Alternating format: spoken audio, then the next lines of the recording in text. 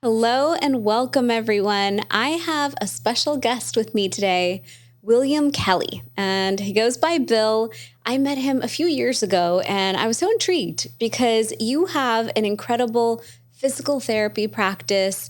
It's really, though, a fusion. It's a creation of physical therapy meets gym meets rehabilitation space. You've got 5 locations, so I'm excited to dive into it with you. Welcome. Thank you. I'm excited to be here. I'm looking forward to it. Yeah. So will you share your story, your background, and what got you to this journey of creating a physical therapy space here in South Florida? Sure. So, I can start from the beginning. I come from Maine. Okay. And I grew up there, and pretty much I really just got sick of the cold weather. Sure. And having to shovel snow and plow driveways and all of those things. So when it came time to go to grad school, I only applied to warm weather schools. Awesome. And University of Miami was a top 10 program, had a great athletic program that we got to be a part of as DPT students. Sure. And it never snows down here. So despite the heat that we're dealing with now, I'd take that over February cold any day of the week. So came down, did my grad school, had always envisioned myself kind of going back to the mid-Atlantic, kind of best of both worlds after I graduated. Sure. But you kind of get trapped down here. Yeah. The job offers came, and one of my mentors in PT school had a multi-location private practice that he just started. Okay. And so when he had room to bring me on board, he threw me a set of keys in an empty clinic and said, call me if you need anything, fill it up. I'll see you later. Wow. And there's a lot of trial by fire. So I learned a lot there. And then I was happy staying on board with him until my roommate at the time then became my business partner by saying, hey, let's start a PT practice. We have funding. Let's do it. Okay. So my next statement back to him was, we can do it, but we can't do it in Dade. We've got to go up to Broward. Sure. He said, fine. So we found our first location in Fort Lauderdale in October of 2019, started the practice there. COVID kind of put the brakes on any 2020 growth. And then in 2021, we opened 3 more locations. And then our 5th location is now firing up with Austin, who you've met, my head PT in Boca, taking the reins on getting that going in Imperial Point. Awesome. That's a lot of growth really fast. Yeah. It was quick in a whirlwind for sure. Yeah. And you started right before pandemic. Yes, we did. So we had a rapid growth early on through the end of 2019 into 2020. Everything's going great. We'd hired our first employee and things were ramping up. And we're like, sweet, we're going to bring on another PT here pretty soon. I had a couple candidates in mind. January, we start getting sort of the talks of COVID. February, the murmurs get a little louder, and March hits and the brakes come on. Yeah. Everything quiets down. Everything shuts down. We had the luxury of being able to stay open. Sure. But any growth was out the window at that point. It was our patients that felt comfortable coming and staying distance, and a lot of virtual visits and a whole different style of care that, if you want to find a silver lining, expanded our post-COVID ways to reach our patients. So virtual visits have been something that have stayed on the docket and been great for us continuing on. So I would say that would be our silver lining. Yeah. Yeah. And that's actually an interesting idea, right? Like if you can continue your care virtually, it's more convenient, and thus are you more compliant to finish out your care. Yeah. It just gives you more touch points. And in this South Florida world we live in, where half of our population migrates north in the summer and back down in the winter, it was a great way for that continuity of care. Sure. Hey, you're halfway through your rehab, but it's May and you're going back to New Hampshire. Right. How do we stay in touch, or do we have to just kind of pass you off and hope that who we pass you off to, is quality and is on the same page as us? So sure. So I have another question. My whole job as the founder of Fusionary Formulas is to meet practitioners. And I get to go into hundreds per year of orthopedic offices, chiropractic offices, physical therapy offices. And I remember I walked into your Weston office to meet you, and I thought, whoa, this feels really different. I feel like I'm in a really cool boutique gym with the toys, but they're doing physical therapy. But I actually see people doing movements that are a hybrid. Like this is the two things fused together. This is, balance and proprioception and exercise meets rehabbing the body. So will you share what your dream was and is for Aries Physical Therapy that you're creating that's really a something I have not seen before? Sure. So, you kind of summed it up really well. At a lot of our clinics, we have that, I call it the fishbowl, where a lot of people walking by can see in. And owner, as you know, means that you wear many hats, and one of them is maintenance man and assembly man. So as I'm putting these clinics together at Fort Lauderdale, at Weston, in Boca, and in Hollywood, people would peek their heads in and be like, is a gym going in here? Right. And I took that as such a compliment because unfortunately, so many PT clinics are either tight, cramped. They look like refurbished offices with some bands and straps tied to anything that they can tie them to. And so to have more of that gym vibe was a big part of my goal and my vision for Aries. I wanted it to look like no matter who you were, no matter your background, no matter your starting point or where you want to go, this is a spot where you walk in and you say, okay, I can get better here. Sure. If you're someone whose goal is to get up off the couch without using your arms and doing it with just your legs, or if your goal is to return to elite level sports performance, you can walk through the door and you can look around and say, I can get better here. And so that was the big goal and why we outfitted all the clinics with the squat rack, with the sled, with the turf and the gym flooring and all those, the toys that you saw when you walked through. And what's cool is you don't feel like a patient. To your point, you don't feel like a patient in that space. You don't feel like someone who's sick versus a lot of the physical therapy offices. And I'm not ragging on the physical therapy offices. I love all my PTs. But it's not that patient experience. It's really the I'm here to build my health feeling. It's kind of the vibe you get when you walk into your space. Yeah. And we want all of our patients, I tell them all the time, it doesn't matter how old or young you are, you're an athlete.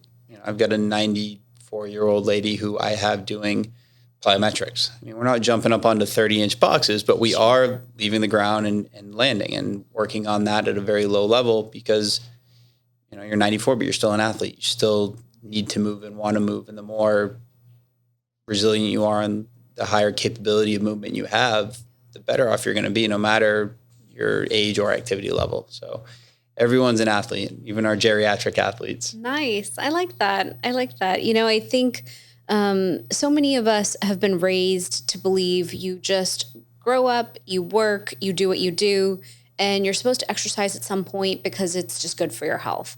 And I think finally the generational mindsets have shifted. But even amongst my friends, I find my friends are like, yeah, I know I'm supposed to exercise, so I Peloton. And I'm like, it's much more than that. When I have to lift Costco groceries and unload them from my car, I am twisting, I am lifting, there's a state change, there's up and down. Like I can injure myself cleaning my garage. I could injure myself unloading groceries. I can injure myself in 500 ways. So why haven't we thought of ourselves as athletes, as you're saying? Because truly just to live life, you kind of have to be an athlete if you want to be active and stay injury-free. For sure. We hear it a lot. We hear, oh, this movement's bad, that movement's bad. I can't bend my back or twist my back because it's bad for me. I can't squat because it's bad for me. I always tell patients, I say that there's no bad position, there's no bad movement except for the ones you aren't prepared for. So if we prepare for all of them, you're good. Whether it's picking up that bag of groceries from an awkward angle or twisting to get under a sink or into a cabinet or whatever the case may be. Sure. It's all about that movement preparedness. If you've done it before and you've been there before, you'll know how to get yourself there and out of it safely. Sure. So do you normally see people, like in terms of your patient base, do you see people post-surgery, post-injury? Is it mostly referrals from orthopedics? Or do you have some portion who are preventive? Like, do you have some people who come in who are like, you know what? I actually know that this is a deficiency. I'm going to come work on it. So what do you see the most? And then where do you think your kind of sweet spot is in terms of helping people? It's kind of across the board. Okay. We've got people that walk through the door and they'll say, and they'll kind of fall in a few different camps. Hey, I've had PT before, so I knew that this knee pain that I'm feeling was something that PT can help me with, so I'm just back again. Right. Or I get my doctor told me to come here. I've got some good relationships in the community with different docs, and they know what we provide and that it's quality, so they'll send us a lot of their folks. Sure. And so, hey, my doctor said I had to come here and get some PT. Never had it before, don't know what to expect. And that's nice because it's kind of that clean slate patient. Yeah. The hardest ones are, I had PT before and it didn't work. Right. This is a waste of time, but I was told I had to be here. And so I always ask my rebuttal question, well, what did they do? Yeah. Well, we did the hot pack and we did the ice pack and we did the bike. And then I would do this tingly electric thing and go home. Yep. Like, okay, you only do PT then. You kind of did the fluff, the filler. I was like, let's give it a shot. Let's do a lot of manual and movement-based care here. And I'll kind of spell that out for them, what that means. And then a lot of times just that understanding that not all PT is the same is enough to get them on board. And that's the biggest thing. When they're on board and they believe in what you're telling them, then they'll do the things outside of PT that they need to do, and you get a much better result that way. Absolutely. Because I think part of the problem is we're given that homework by PT and we don't want to do it. Mm-hmm. No one wants to sit there and do that work. And then you wait till you go back to PT. But then that's just you doing something 3 times a week for 20 minutes, 30 minutes. That's not enough to really accumulate that result that you want. For sure. So, yeah. So, I mean, I try to meet them in the middle and go halfway on that homework. Hey, this shouldn't take you more than 15 to 30 minutes. It's going to be 3 or 4 things. It's going to be the foundations. These are the pillars. We'll build off the pillars and do the fun, interesting, upgraded movements while you're in here. Sure. But yeah, like you said, we do hour-long appointments, and it's once, twice, 3 times a week, depending on where you're at. Sure. There are many, many, many more hours in your week that you need to do at least a little bit to fill in those gaps and stay active. So. Right. No, absolutely. And I think when I visited your Weston office, I saw an article or something about brain health. There was something in there about balance, brain health. Do you work a lot with patients or clients who are trying to kind of recover from injuries and big things that happen to them? And how are you kind of different when you do that kind of work? Yeah, so the cognitive side of things is big with our older population. Dementia patients, our Alzheimer's patients. There's been a lot of good research on physical activity and physical movement and things of that nature to help with the cognitive well-being. Sure. And then it's funny you mentioned Weston because one of our PTs there, Dr. Moeller, he actually spent a lot of time in a concussion clinic. Okay. So he specializes and does a lot with post-concussion. Cool. So it's a big topic right now. Huge. And so many sports, so many youth sports are so, especially in South Florida, because we have great weather, overplayed. Yep. And then all of a sudden you've got injuries that are accumulating, compounding. And if you don't have that baseline and then you're not really treating, you've got problems. So can you speak about that a little bit? Because I want people to know a little more about that. And if you can speak into youth sports, because I actually had to take my son to physical therapy. And the physical therapist at the office was like, you are letting your son play 6 days a week soccer at full force? I was like, yeah, he asked, he wanted it, and he seemed fine. And he was like, no, this is not acceptable. He needs rest days. This is almost bordering on rhabdo that you're causing in his body. So can you speak into that a little and what you see? So youth sports is a whole different beast down here than what I grew up with. So it was kind of, you talk about the culture shock of the melting pot of South Florida, and that in and of itself was a culture shock. The over-specialization. Yeah. So, your instinct, your knee-jerk reaction is, they're a kid. They can do whatever. They bounce back like nobody's business. There's no way they get hurt or injured or fatigued or any of that. Right. And so there's just a ton of pressure to over-specialize. Or, especially you see it a lot with baseball. You see it a lot with tennis. You see it a lot with soccer. You see it a lot with volleyball. Yeah. Those are some of the bigger ones. These kids are just all year round. Hey, I play volleyball 11 and a half months out of the year. Yeah. I'm playing 3 hours a day, 6 days a week. And on my 7th day, I'm going to, 3 other coaches for different agility, plyo training or whatever the case may be. And it's a ton of over specialization. It's a ton of just volume on volume on volume. And I try to educate the parents and the kid because they're an active part of that care when they come in injured, with jumper's knee because all they do is play volleyball all day long. Sure. So, from the ages of when they start sports to about 17, 18, maybe 16 if you really want to push it, Their job is to not be the best volleyball player they can be, the best baseball player that they can be, the best tennis player they can be. Their job is to be the best athlete they can be. Sure. Let them play all the sports.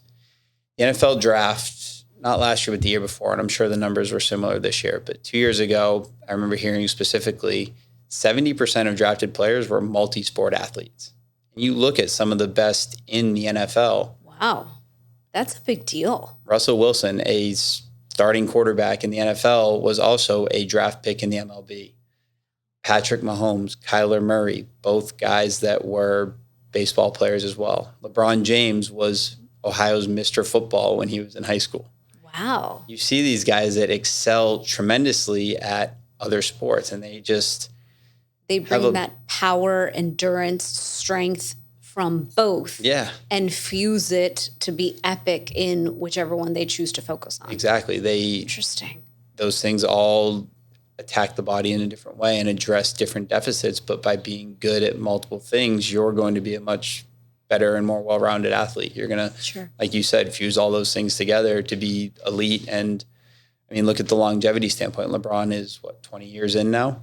Yeah. And he was a multi-sport athlete all the way up through high school. Sure. We've got, I work very closely with T.O., and he is a Hall of Fame NFL player who also played basketball in college, was a two-sport athlete throughout college. Wow. It's one of those things that just shows you, and despite our best efforts, we still have parents and kids that are like, hey, let's just do one sport from the age of 7 on. It's true. Despite the evidence otherwise. Yeah. And I think part of it's because when you get good at something, you like it. And because you like it, that's what you're going to do. And so even right now, we're building out the school year ahead. And I'm like, okay, kids, what's the plan? Oh, obviously, Adi's going to do soccer. He loves soccer. Well, it's 9 months of soccer committed, fall all the way till summer. And I keep getting these emails, hey, you can practice in the summer.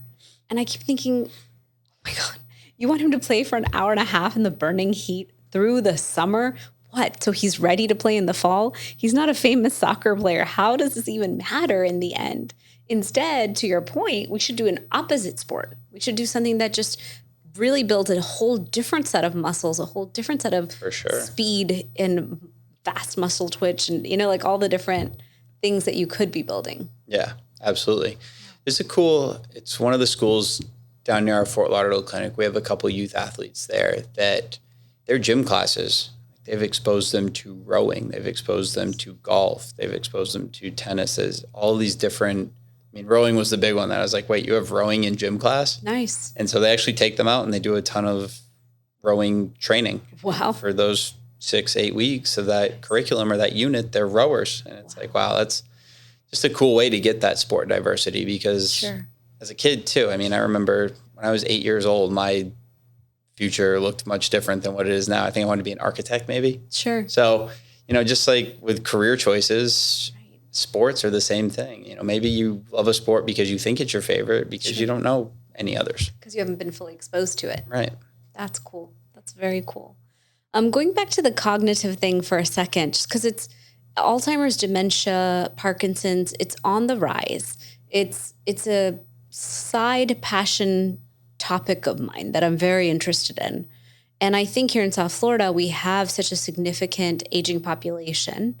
Are you seeing that if people will come in and focus on their PT with your hybrid model of really rehabbing, you can create these huge differences? Can you think of any special patient experiences that you've had or any examples that you've had of how focusing on that or the concussion aspect has led to a tremendous shift? Sure. I can think of 2 right off the bat. We had 2 couples, husband, wife. Both wives had dementia, Alzheimer's. Both husbands were in there for balance. Okay. And they were coming at the same time just because it made life easy, familiar face, all those reasons. So, we would work a lot of we use these things called blaze pods. They light up. We have Hiko sticks. They're different colors. Actually, a local Boca company, a couple of guys that started making these multicolored 3-prong sticks that you can catch and you call it the different colors. And just by using those items that require that processing, whether we're doing balancing drills with these patients or strengthening drills, adding that component, making them actively think through the process. Sure. Their spouses both said the same thing. They're like, they are so much more with it on the day to day. Even when they leave here for the rest of the day, they are so much more mentally active and an active part of that relationship still. And they would just, their jaws hit the floor on the reactions of, how their spouse was acting, and just the improvements over time with the training mixed with the cognitive component. So sure. So those two stand out. Quality of life change. Oh, absolutely. To be someone who's kind of in that daze and that fog, and it's, honey, what do you want to eat? Honey, what do you want to do today? And getting not much back to them being like, hey, let's go to this restaurant that they may not even realize that they remembered for lunch, and let's go do this evening. And then, just the happiness, that overall happiness for both of them. Sure. That's a really big deal. Yeah. That's really cool. That's really cool work. Do you have any, did you say you have another example? Those two were pretty much parallel examples. Okay. It was the same exact scenario for both. They actually lived in one of the communities, essentially were neighbors in one of the retirement communities nearby. So from a concussion standpoint, there's so much of an unknown there, but there's so much of a uniqueness to each concussion, how they present and how different systems interact, that we're only really scratching the surface. But what we do know is that graded exposure to exercise from a heart rate standpoint is something that's going to help them build back to sport. Okay. That graded exposure to exertion. And then also incorporating the cognitive part of that into the mix. So working multiple systems, working their information processing from what they hear. So asking them questions while they're doing a drill that requires a physical component of balance, while it requires them to pick the right color blaze pod or grab the right color on the Hiko stick, while maybe asking them a math question. Sure. Working higher level into things that are more technically driven in their sport. So, for a football guy, I'll get their playbook. Okay. On this play, where do you line up? What's your split? What do you do? If this audible is called, what happens? And now you're getting them in that mental environment of their sport, of a game. Sure. While they're working strength and balance and coordinating, tapping the right color and all these things at the same time, because sport is all of that at once. You need to know everything that is going on 360 degrees around you at all times as fast as possible. So it's been a cool way to really elevate their concussion rehab and honestly make sure that they're safe to go back, because can they handle all those inputs at once? Yeah. And they can't really fake it. Sure. They're going to suffer if they all of a sudden you start asking them about plays and their taps on the blaze pods go from 60 to 30. They can lie all day and tell you they feel great and they don't feel slower at all. The numbers don't lie. You can show them that and say, look, you're not there because before I asked you a question, it was 60. Now that I've been asking you questions, you're cut in half. We're not there yet. Yeah. And that data probably helps, because a lot of people probably want to get back to their sport fast. Oh my gosh. Yeah. And that's their only, I was the same way. My first time I got diagnosed with a concussion playing football in high school, my first question was, hey, I can play in 2 days though, right? Right. And the answer was obviously no, but that's all I cared about. And so we see that a lot, but it just gives us a leg to stand on when we say no to the player, no to the coach, no to the parent, whoever we have to say no to. And I hate saying no, but sometimes it's for the greater good. Yeah, of course. And when it comes to speed, a lot of times there's this idea of, as an athlete, your hand-eye coordination, your response speed, and all those things has the ability to improve. Do you work with people on that? Yeah. So I actually have a good friend down. He works out of Nova Southeastern, Dr. Sayani. Okay. And he honestly would be a cool connection for this podcast, because I'm going to scratch the surface of what he does and how it integrates. Sure. But he can talk in such greater depth. But yeah, there are actual components of vision, reaction time, information processing, object tracking, near far tracking, being able to shift your focus from something that's 50 yards away down to 5 yards away faster and more efficiently. All those things turning you into a better athlete. He actually took me through one of his eye exams. Okay. And you get the standard what's clearer, read this line, that type of thing. But then you jump into the sport specific part of it. And it is looking at an off-white letter on a white background and the two colors getting closer and closer and closer together until you can't tell what the letter is. Sure. And just being able to train that and be better at it and how it translates to baseball, for example. Okay. You've got shiny bleachers in the background and a white ball is hit. How quick can you pick it up is going to determine how fast you can get to where the ball is going. Sure. And so just being able to train that and utilize that. I think I was at 12 to 14%, which is on the good side of average. Sure. He was telling me baseball players that are in the MLB are like 4 to 6%. Wow. So way better than us, as normal folks. Sure.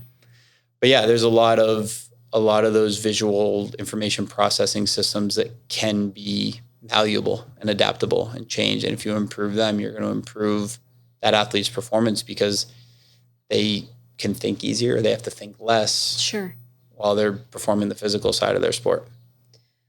I didn't think about it from that standpoint of think less or do less and in a sense be ready for whatever comes. I really just thought of it as, okay, let's say I'm a tennis player and my parents, because I see this a lot with Indian families, our kids are usually tennis players or I think it's just tennis.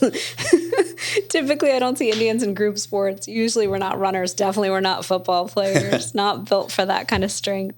But in tennis, for example, I would just assume it's just to improve you as a player. You can see things faster, you can process them faster. But you're right, it's almost, if you had all that space available, then a lot more could even come into the game in terms of what you're able to process. For sure, you can start being steps ahead at that point. If you're, you've got a certain certain level of mental bandwidth. Yeah. And if you're using less of that bandwidth on where do I have to step to hit this ball, how hard, how far, how fast, etc. Sure. You can use more of that bandwidth on, and when I hit it there, they're going to hit it back, and I've got to go here. Right. Like you're already starting to be moves ahead or seconds ahead because you've taken less of that bandwidth on the task at hand. Sure. No, absolutely. So when it comes to sports, you talked about balancing the sport with a second sport or more of them, right? Mm-hmm. So what, in your opinion, are some of those ideal combos? So, for example, my son plays soccer. He loves soccer. He's so fast, and he's just epic at it. What's a good counter sport? Is it more tennis based on, like, the muscle groups you're building? Is it basketball? Like, how would you kind of start to pair some of these things up for parents who usually you are trying to just make the kid happy and let them be great. And then also there's this culture now of, okay, well, they have to pick something because by the time they hit high school, they have to go for junior varsity, elite levels. This is how they're going to get into college. Those mindsets come in. Yeah, I mean, I think there's a few different ways to answer that question. Now, the hardest one to convince kids and or parents of is if they're a dry land athlete, like a soccer player, tennis player, any of those things, getting them into swimming. Okay.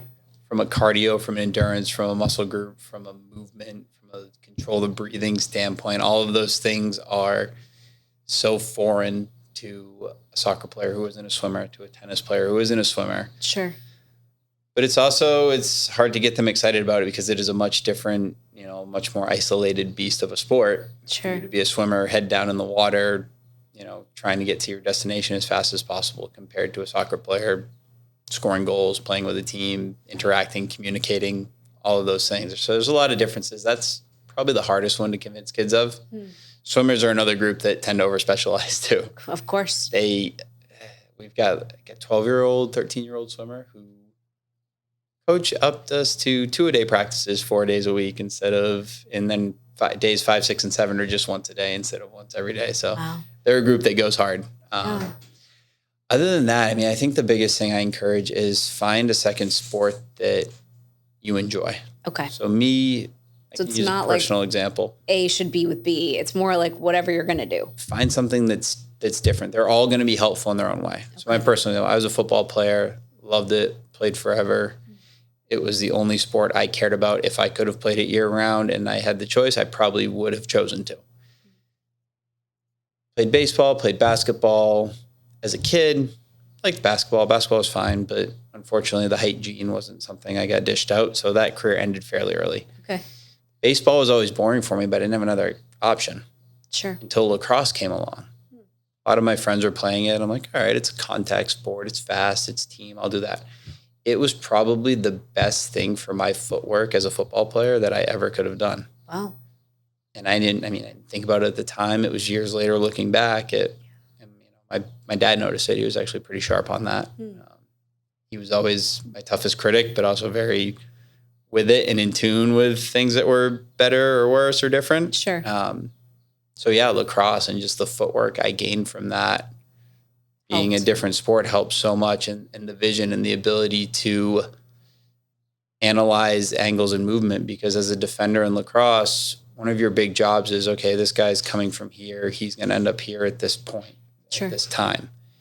Can I get there before the ball does? If the ball gets there before I do, where do I have to position myself to be in the way of him in the goal? And all those things that, looking back, translate to football so well. It's, as a lineman, it was the same thing. If this linebacker is blitzing from here, he's coming at this angle to this point. Sure. How do I beat him there? And if I can't, where do I have to go to reestablish a winning position? Sure. So awesome. Finding something that you like and you enjoy. Got it. I loved lacrosse because it was team, it was contact, and my friends were all playing it. Sure. So really, it comes down to what you'll enjoy. Yeah. That makes sense. And you'll find a benefit. I mean, if you're a soccer player and you find basketball, you will find benefits. There's a lot of similarities in crossover. If you're a soccer player and you find tennis, there's going to be a lot of angles and positions and the geometry side of things. Sure. Where do you have to put the ball to get the result you want, whether it's beating your opponent on the other side of the net or putting the ball in the goal.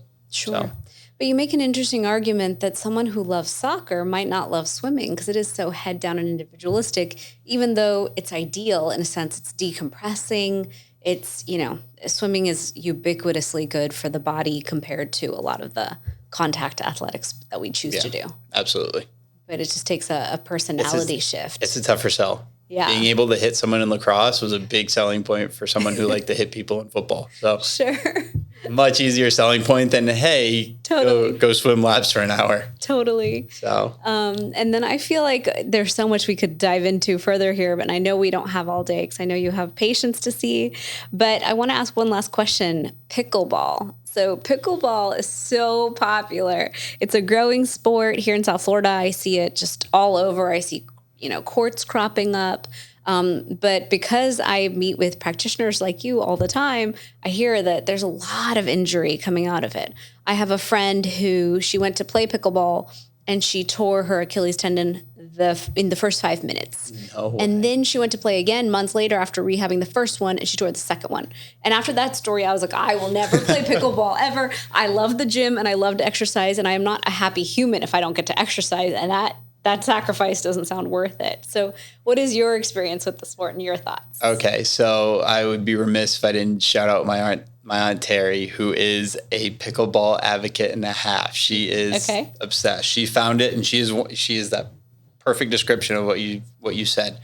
Found pickleball, played once, hooked for life. Nice. And so every time I see a pickleball court, like we just went to a wedding in New York, and Central Park has, I think, like 20 or 30 of them now just popped up in the middle of it. Wow. So it's huge, and it's gaining a lot of steam. And just like any sport, there's injury risk. Sure. And because it is a relatively easy learning curve of a sport to get into and to at least have moderate success, because it doesn't require a ton of explosive speed and power. Mm-hmm. If you've ever hit the ball, if you try to hit it hard, nothing good comes of it. So you're better off to be accurate and position yourself well and be efficient as opposed to being strong and fast and powerful. So it really lends itself to a lifelong athlete, a geriatric athlete, someone who's a little bit, later stage in their athletic career. But there is injury risk, and you hit the nail on the head with people get so obsessed with it that it's more of volume-based injury than it is. Your friend's kind of the outlier. The fact that she went out there the first time and tore an Achilles. Yeah. I'd love to dive deeper into why. There might be some underlying factors. There is maybe there was tightness that was already inherently there. Maybe there was predisposing trauma, something like that. But a lot of it's volume. They get out there and they fall in love with the sport, and then all of a sudden they go from 0 to I've 60. done absolutely nothing for the past 10 years, and I'm playing 3 hours a day. Wow. Because all my friends love it, and I can stay on the court forever, and I don't get too tired out. Sure. So it's a sport that I do encourage, but just like anything, I encourage an intelligent ramp up time. Correct. So take your time, do a little more, do a little more, do a little more. Sure. And if you do get injured like your friend, it doesn't mean you got to shut everything down. Right. If you tear an Achilles, you still have proximal leg muscles you can work. You've got core, you've got upper body, and it's a big pitch to all of our patients. They come in dejected because, like you said, happy humans are moving humans. So they come in and they go, I tore my rotator cuff. I can't go to the gym anymore. I've canceled my gym membership. I've quit my personal trainer. I'm like, whoa, pump the brakes. Yeah. Undo all of that as soon as you get home, because you hurt one shoulder. Exactly. You got the other arm, you got both legs, you've got a core. They go, oh yeah, I never really thought about it that way. Right. So it's just that continued encouragement for movement, and actually it's pretty solid research on staying active, keeping a cardio component in, getting that heart rate elevated is actually going to promote healing of that injured area. Sure. So if you've torn a rotator cuff, but you can still Walk. go all out on walking, biking, treadmilling, etc. Do it. A little bit of lower body pull work. That's just going to help that shoulder get better that much faster. Your body works as a system. If there's a weak link in the chain, it's going to use the strong links to help strengthen that weak link. Totally. And what you just shared that I thought was cool. If pickleball will get people out there to move and sweat and be in the sun and be in nature and be social and be more active, then that's awesome. Absolutely. Talk about the coolest thing, that it's creating that movement amongst people. For me, I go to a gym and I get all of that. Yeah. I get community and movement, and we sweat and we have fun and we listen to great music. So I have that, and I wish that for everyone. So that's great. Yeah. Yeah. I think having that passion and finding the things that you love. Football was my first love, and it will continue to be so. So I still go out and run routes. Nice. And it's funny, I make my girlfriend throw to me. She can't throw further than about 12 yards, but we run the short route tree. Yeah. And it's what everybody has to find. You at some point in your life, no matter how sedentary you are at this current stage, have played a sport, have done an activity that required you to move and exert yourself, and you liked it or you loved it. Just having that and finding that and going back to that and doing that is the most beneficial thing in the world. Absolutely. 100%. I love that message. I think it's so important for everyone to hear that, be reminded of that. That is part of the whole point of this podcast, is these powerful reminders from practitioners of please move, please do all the things that are so good for our health. So I have one last question for you today. Before we started, we were chatting about turmeric, my favorite spice. So will you share your thoughts on it, your experience with it, and then maybe your experience with Fusionary if you've taken it and things like that? Yeah, absolutely. So I jumped on the turmeric bandwagon when I was in grad school. We're doing a bunch of different research projects, and one of our courses, our pharmacology course, they actually assigned us to look at a few different alternatives to some of the mainstream meds. Sure.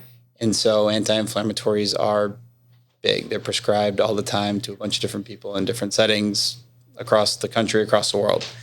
So I stumbled across turmeric that way, and I started diving into the research and the anti-inflammatory properties.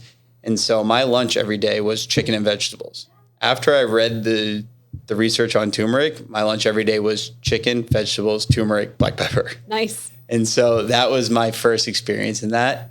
That was my lunch for the next 5 years. I'm kind of boring. I don't really change it up that much. Sure. But then I've always, kind of preached it to patients. And until we met, I was preaching it in the general sense of, guys, I know this works, go use it. And then we met and talked about the quality of the product and looked at, the deeper level that I hadn't even thought of, of, just like there's good and bad PT, there's good and bad turmeric supplementation. There's, higher tiered, higher level, just like everything, and you get what you pay for. And so I was like, wow, this actually makes a lot of sense. So started recommending Fusionary specifically to patients to know that not only are you getting the quality of the turmeric and what I understand from the benefits of it from an anti-inflammatory sense, but getting a quality product that's not going to, leave benefits on the table. Sure. Give you the maximum. Absolutely. Nice. Thank you. You bet. Yeah, I love hearing how practitioners use it, how practitioners view it, because to me, patients are needing that anti-inflammatory support.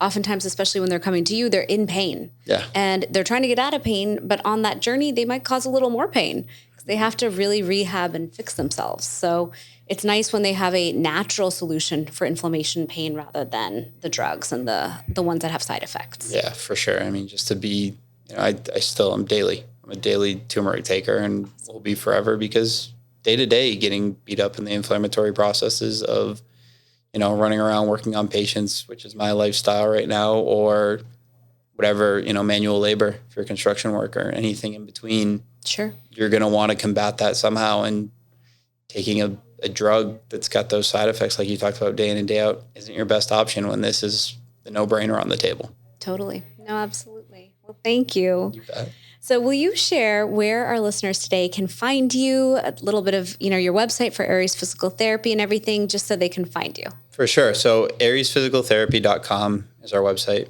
Pretty straightforward. Yep. We do have contact forms there. So if anyone listening has a question that they want to reach out to, those do get pipelined through me quite often. Perfect. If there's something that's not just, hey, can you schedule me? Yeah. Aries_PT is our Instagram. It's another thing that I utilize a lot myself to, preach our message, put content out, et cetera. Awesome. And those are the two big ways. Awesome. There's phone numbers for each of the clinics on the website and all that. We're in Hollywood, Weston, Boca, Imperial Point, and Fort Lauderdale. Awesome. Fantastic. Yeah, it was so great to meet you. I'm so glad you were on the podcast today. I'm glad we got to share about athletes, cognitive function, rehabbing the body, really fusing exercise in a really unique, creative way into our physical therapy practice to really help enhance those benefits. Youth sports, pickleball, we got to kind of dive into it all. So thank you for coming today. We did. We covered a lot of bases. I had a lot of fun. Absolutely. Can't wait to listen to this when it comes out. Definitely. Thanks for coming on the podcast. You bet. Thank you. Thanks for joining me for this episode. Check out our sponsor, Fusionary Formulas, the potent turmeric supplement used by doctors around the U.S. for patients with pain and inflammation. www.fusionaryformulas.com. I'm your host, Dr. Shivani Gupta. For more, visit shivanigupta.com. Subscribe to this podcast in Spotify or Apple Podcasts. Click the follow button or subscribe in any of the apps that you use. That's all I've got for you on the Fusionary Health podcast this week. You have the power to transform your health and achieve vibrant health starting today.